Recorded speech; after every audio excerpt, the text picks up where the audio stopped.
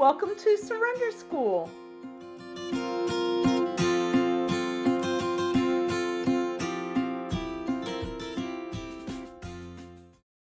So as you can see, the purpose of step 4 is to get, this is from the AA 12 and 12, to get a new attitude, a new relationship with our Creator, to discover the obstacles in our path. So our goal is to discover the obstacles. So I want to talk for a minute about just the whole perspective of inventory. Most people have done casual inventories, but like real official inventories, it's rare for people that participated in those for the last 30 years of my career. I was in software, and it was software for warehouses. So when I was a consultant, I participated in many inventories.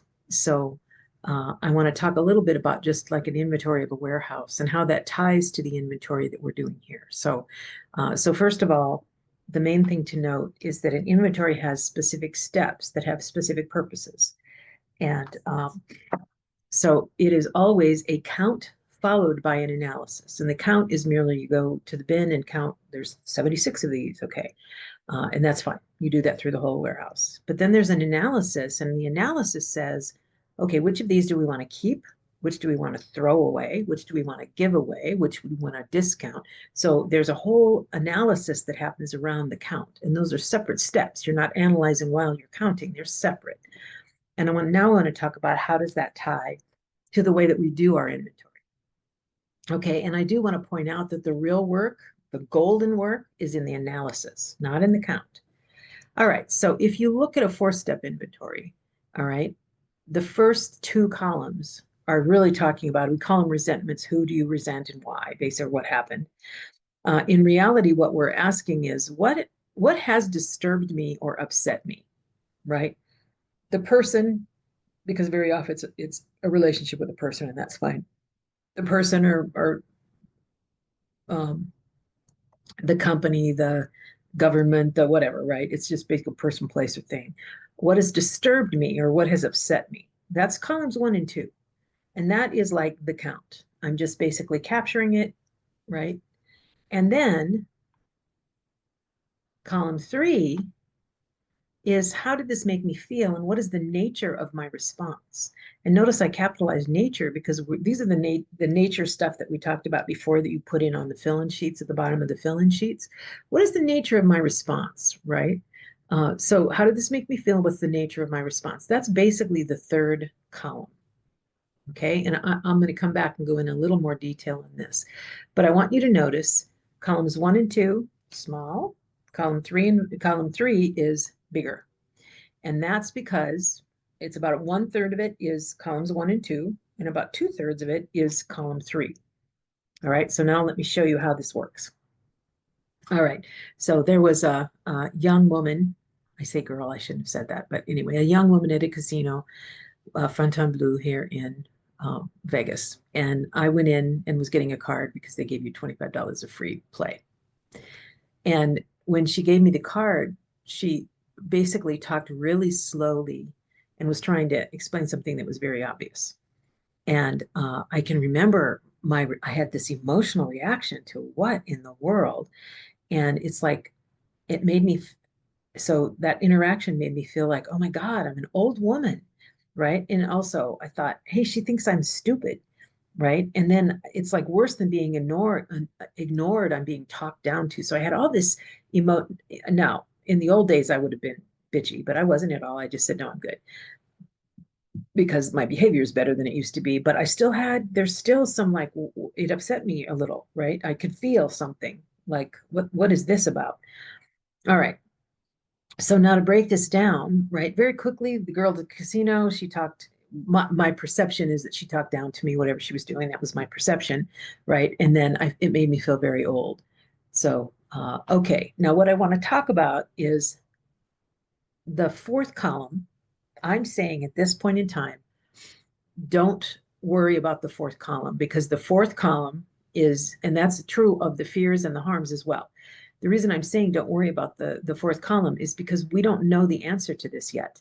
We're not sure of this yet. And so what will happen when we first come into programs, sometimes nothing is our fault. And then we don't blame, we blame all these other people. And then a bit into it, then suddenly, we're responsible for everything. And I don't want either one. So basically on this one, now here's the reason. You notice I have hearts by 2 and 3. And that's because when this person does whatever they did, right? I can feel it. And then I have this reaction and I can feel that. That's in my heart that I'm feeling these things. Whereas if I come up with my part now, if I come up with the part before I actually see things, it only is in my head. I'm thinking about this stuff. But what I want to do is be far enough along in recovery about this specific thing that this resolves. And it's also what I'm feeling is I was responsible for later on, step 9, right? I did do something wrong here. I know I owe an amends, right? So, but I don't want to do that now because now is not the time to work on that. That's later. That's when I'm able to see more things. So that's the reason I did this. So really and truly, when you're sharing and when you're working on this, right, I really want you to focus on the third column. How has this made me feel? How has this made me feel? And what is the nature of my response? Right? Because that's where the gold is. That's where we're really going to find out a lot, right? For sure, we're going to find out a lot here. Okay. All right. So then they're going to do, let me cover this. This is the way that we handled it in the breakout rooms. I do want to cover it so that you see it. First of all, be kind to your room leader because they're going to ask you to follow these guidelines. 6 minutes per person, and they're going to pick the top 1, 2, or 3 items. And top means easiest or most important to you. Okay, and this is what you're going to share. This is what we shared today, is your resentment list. Okay, so what has disturbed me or upset me is what has disturbed me or upset me. So columns 1 and 2, just a third of the time, like about a minute on that. And then column 3 is how did this make me feel? And what is the nature of my response? That's what you really want to share on because that's where the gold is. All right. Now, if you catch yourself, you've taken the full 6 minutes and all you covered is who did you wrong, who done you wrong. All you've covered is this is my dad and here's all the horrible things he's done. No reason to feel bad about that. Just realize that this is something for you to look at because that's what I call living in your story. So you have a story about what happened and you are living in the story. There's nothing wrong with that, but it's not a really, really blessed way to live because what we want to do is move beyond the story so that we truly can see it through new eyes. And we know we basically are resolving it so that we don't have to carry it with us, whatever it is, even horrible, horrible things. We can resolve them so that we don't carry it with us. All right. So just realize that if you do take a lot of time to talk about what's disturbed you, especially if you spend all your time there, then you're living in your story. And that's just something to look at, nothing to feel bad about. Okay. And then we go to the breakout session. And then I think you recorded the rest of it. So I think we're good. I think. Anyway. All right. I think we're good. I'm pretty sure. All right. Thank you.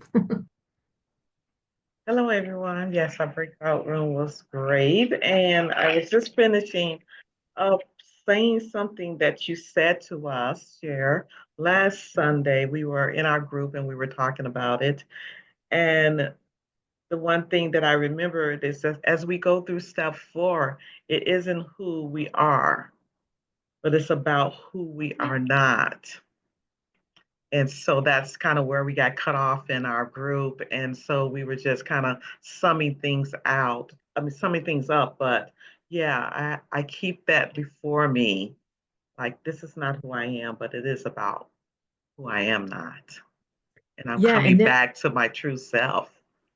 exactly. So the true Exactly. self, right? Because what Yes. happens is we have our true self that we are born as, and our ego structure builds up all these defenses.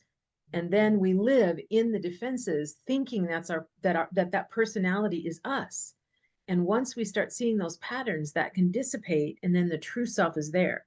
And so then we can relax into our true self. So absolutely. Step 4 is not about finding out who you are. It's about finding about who you are not, so that in steps 5, 6, and 7, you can basically let go of that because that's not you.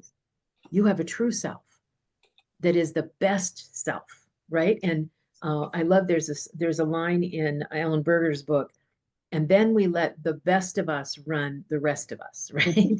So within ourselves, it's like the best of us, that true self is running the rest of us. And I love that. Thank you, Francine, for bringing that up. I think that I love that. All right, Richard, to you, go ahead. Yeah, I just wanted to share something. Actually, this happened last week in the breakout rooms, and it gave me a little bit of insight into the differences, at least between two of the centers. So I'm in the body or gut center, type 1, and one of the people in my group is in the heart center. And so I had mentioned my passion for linguistics, and I looked up where the word resentment came from, because I really wanted to understand what's the difference between resentment and anger. And so I mentioned that according to the Latin origin, the SENT part is the same as the word sense. So it's not that we're sensing these things in the present, because we're re-sensing them. They come in from the past, and the person who made a comment about it, who said, "Oh yeah, I also looked it up and was interested in the origin of the word, and I had a slightly different idea." Now this person is a type 2, so there's the heart center, and the word that she used to describe that was feeling. So here I said sense, which is all about my body, and she said it's about feeling. It's having that feeling that lasts, and that's about the heart. And it was just fascinating. Yeah, and the re part that you said, right? Even there, they're feeling it again, right? And if it's body, they're sensing it again. Exactly. Yeah, perfect. Which is why somebody asked me, is this like in the past? It's like, well, resentments are always in the past, because even if it was like 2 minutes ago, right? It's never like right now. I mean, but we can feel the discomfort even when we're writing about it, we feel the discomfort again. So yeah, absolutely. Thank you, Richard, for that. All right, Linda L, to you. There was just something that was brought up by a physical therapist in our group, and she said that, because we were talking about some of the things that kind of come up again and again, like sometimes we think we've worked through something, but it's still kind of lingering. And she said, as a physical therapist, she would tell her clients that, we look at frequency, duration, and intensity. Are those lessening, or one of those values lessening? And so that was a really interesting way to look at it. So we all kind of like that one, so I thought I'd share it. Thanks. Thank you. Thank you so much. Ambra, to you. Thank you. Yeah, I just want to share something that I share in my group around, the most of all of that, what come up is not have self-compassion for myself at all during some situation that happened in my life. A lot of self-judge, but not a lot of self-compassion. And the emotion, it's ever for me about the fear, rage, and pain, and disoriented. And the reaction, or fight, or escape, or try to fix the situation, that it's try to control the situation. Because if I judge myself, even I judge my emotion the most of the time, my rage, wherever, I'm stuck there. In fact, the question that come up for me, it's like, how can I relieve and feel my emotion? Because there is nothing wrong to feel the pain. There is nothing wrong to feel the rage, like you say, in the present. But how can I relieve that? Because if not, like you say perfectly, it's all in my mind. And even the 12 step doesn't heal me. That's my question right now. How can I bring in my body and feel it? Because if not, I can get relief and I can heal. Especially if I eat. I don't know. You have some answer for that? Yeah, No, well, I don't know that. I mean, I'm another bozo on the bus, but I can tell you my ideas here. So first of all, what I had to do, because I lived in anger all the time. I mean, my initial reaction was always anger. And so, but I knew what I was supposed to feel. So what I would do is jump over that and land on this acceptance of whatever, right? But the anger was still there. And that's why I had, like deep, and they really were resentments. So when I started working through this, one of the things that the sponsor I was working with said is, on these feelings that you're talking about, instead of leaping over everything, just consider that you're on a bridge and you're watching the emotions flow past, rather than bottling them up. Because if you bottle them up, then you're just saving them for later, is all you're doing if you bottle them up, right? And I don't want to save them for later. I want to actually deal with them. That's one of the reasons, by the way, I rather than using, and you notice I'm changing terms all the time, rather than using the word resentment, I just say, this upset me. What about it upset me?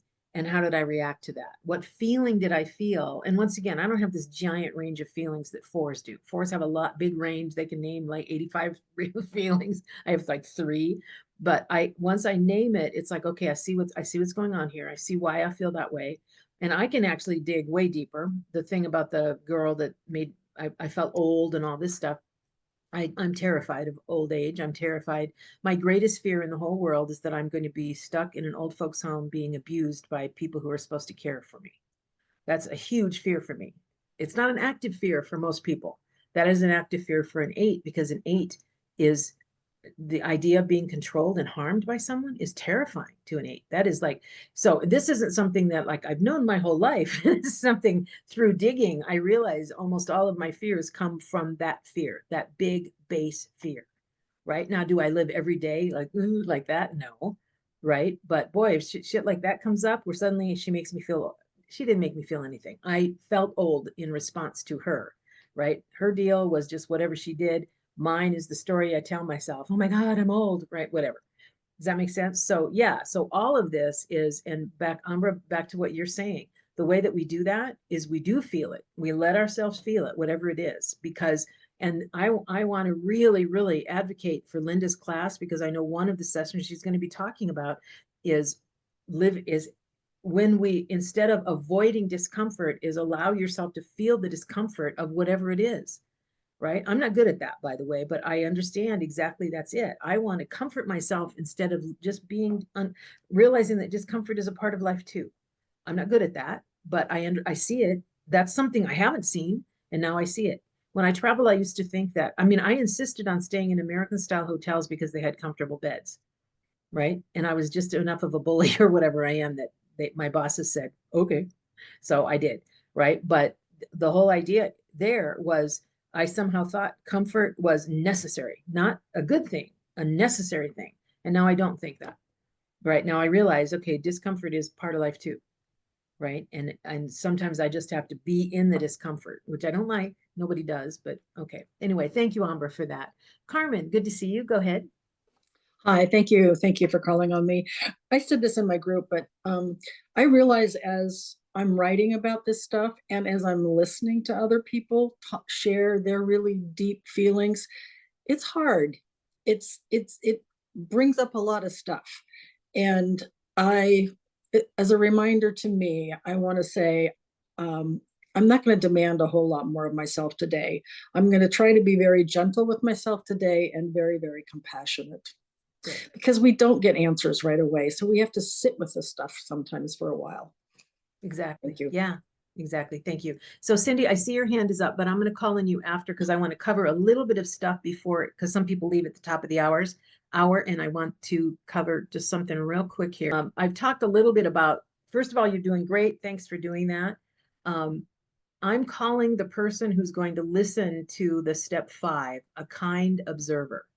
So not a sponsor, because I don't want you to feel responsible, but a kind observer who's an active listener, who's listening and taking some notes and that kind of stuff. If you're interested in being a kind observer, chat with Lori and she'll get your name on there. We're going to start a list so that we've got a list of people. You're going to share, obviously, and it doesn't even have to be like to each other. You can pick somebody else as your kind observer. But anyway, so I wanted to get that out there real quick. All right. You also may, on all of the inventories that you're doing, you may want to go back on any writing that you've done and just with a highlighter, highlight any emotion words, right? In your third column, okay? Because those can be added to the list, the kind observer list. And then just, and once again, one thing to watch for, at least a little bit, is that top of the body types, their core emotion is anger. The heart types, their core emotion is shame. And the head types, their core emotion is fear. It doesn't mean all of them will fall under that, but some of it might tie back to that. So just kind of keep that in mind. Don't do anything with that. Keep that in mind. But if you go back and highlight the emotion words, one of the things when we get to step 5 is the kind observer is going to be listening for words that basically come up over and over again. And sometimes what will happen, especially if you've done the 12 steps often, is you will come up with different words. They're slightly different, right? Because your ego structure doesn't want to recognize the pattern. So what will happen is that person may say, maybe like I'm saying rage, and then I'm saying anger, and then that pissed me off, and this irritated me, and all that. All of those words together actually are anger with different masks, if you will, right? So the emotion words, if you highlight those and then you're going to go over those, that's something that your kind observer is going to be listening to. Okay, your next assignment is the fears launch questions. You're not going to do the inventory yet. You're going to do the launch questions for the fears. So take a picture of this if you want to, so that you know that this is your assignment. And of course, out on the website, before you pick your type, if you go further down, there's kind of a calendar there that'll say when whatever is assigned and when you're going to share on it. So you're assigned this week, which is the fears launch questions. And then next week, we share on the questions. Yeah, sorry, I can't put my camera on. I'll lose you guys. Okay. So, sometimes, I understand the feelings because I'm a 4 and it seems like all I do. But there are some fears and feelings that are just, that's normal. I mean, I have the same fear that I'm going to wind up in a nursing home being abused because I went through that with my father.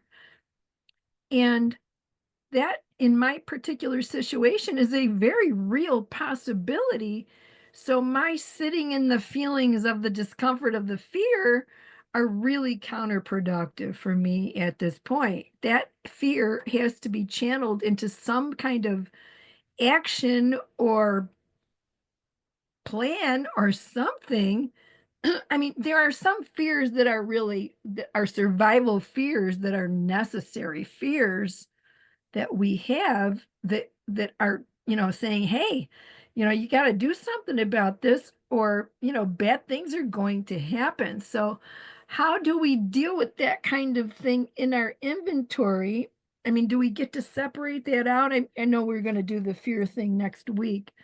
So Yeah, so I will, and one of the things I will talk about, but I'm glad you brought it up, Cindy, because English is a very limited language. We have like one word for snow, and I think the people up, the Inuits have like 30 words for snow, right? So it's very distinct.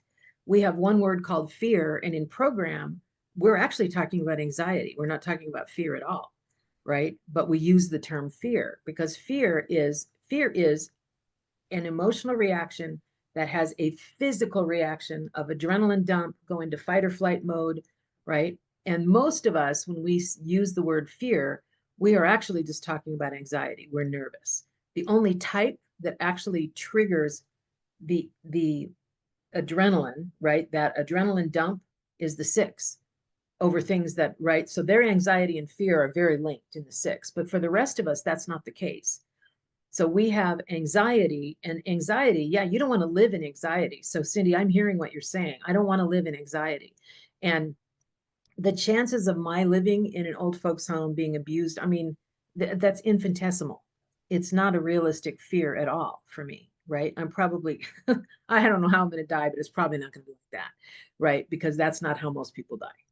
So, but I'm also afraid because my mother died from result of a car accident. Of course, so I'm afraid of cars. I get in cars, I drive cars, I do all those things, right? But admittedly, I get in the car and right, because my reaction is a ridiculous reaction, and I know that. But I also know that there is that whatever it is, I would love, and I'm much better now. I sound like that. I'm better every day in every way. But I'm trying to be. And most of the time I am. It's like I can get in the car and without any assistance of alcohol or drugs, I can just get in the car and relax and enjoy it, which is huge for me because I mean, even the fact when I was younger, I could barely get in a car, right? So it's like all good. But the whole point here is there is a difference. And if we can use, most people don't like to use the word anxiety because anxiety has a taint in our environment. It sounds like everybody learns that they shouldn't be anxious. Good luck trying that. Shouldn't be what? Seriously, like you control that? No, you don't. But there's things that we can do to lessen the anxiety. Now, fear, we don't want to get rid of because the actual fear is necessary, right? If basically a big dog jumps out in front of you, right? You want that adrenaline so you can run faster, fight harder. You want that, right? And that's what fear is. So even though in program we use the term fear, we actually mean anxiety most of the time, right? And so the anxiety can lessen by having a plan, by working a program, by realizing, am I jumping at ghosts, right? I tell you, I know that I am jumping at ghosts. And when I can say that's a ghost from my past, that's a pattern that I have lived in. And by the way, patterns are stronger than habits because they come from that ego structure that is really built to defend us. It is intended to defend us, right? So they're stronger than habits. We used to say habits were no. These patterns are stronger than habits, and mostly because we don't even see them. And once we see them, then it's a matter of going, okay, now can I make a plan? Is there a better plan, right? So anyway. Okay, with that in mind, we are sitting at about 2 minutes after the hour, and it is time for us to stop the recording. And let's say the Serenity Prayer and then hang around for another half an hour if you have comments or questions, and that way Lori can finish her recording. God, grant me the serenity to accept the things I cannot change, the courage to change the things I can, and the wisdom to know the difference. All right. Okay, so anybody else want to share or Thanks for recovering with us.